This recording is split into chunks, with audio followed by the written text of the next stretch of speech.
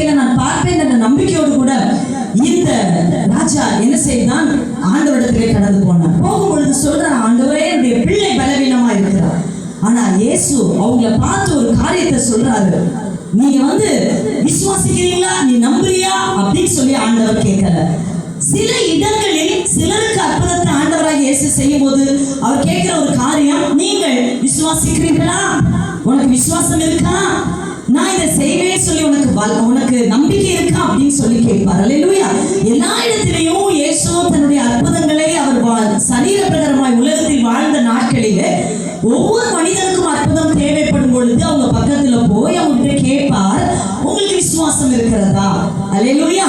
மத்தேயு எழுதின சுவிசேஷம் 9ஆம் அதிகாரம் 27, 28, 29 ஆகிய வசனத்துல வாசித்து பார்க்கும்போது அங்கே 2 குருடர்கள் இயேசுவை சந்திக்கிறார்கள். இயேசுவை பார்த்து கேட்கிறாங்க, தாவீதின் குமாரனே, நீர் எங்களுக்கு இறங்க வேண்டும், எங்கள் கண்களை திறக்க வேண்டும் என்று சொல்லி. ஆனா இயேசு அவங்க இடத்துல போய் பக்கத்துல போய் கேட்டார், நான் இந்த அற்புதத்தை உங்களுக்கு செய்வேன் என்று எனக்கு அந்த வல்லமை உண்டு என்று நீங்கள் விசுவாசிக்கிறீர்களா?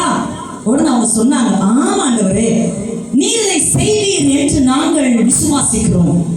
இந்த வார்த்தை சொன்ன உடனே அந்த குருடர்களை தொட்டு இயேசு சுகமாக்கினார். அங்கு அவர்கள் விசுவாசத்தை பார்த்து அவர்களை இயேசு குணமாக்கினார். இன்னொரு இடத்துல வேதத்தில் மத்தேயு எழுதின சுவிசேஷம் 15ஆம் அதிகாரத்தை வாசித்து பார்க்கும்போது ஒரு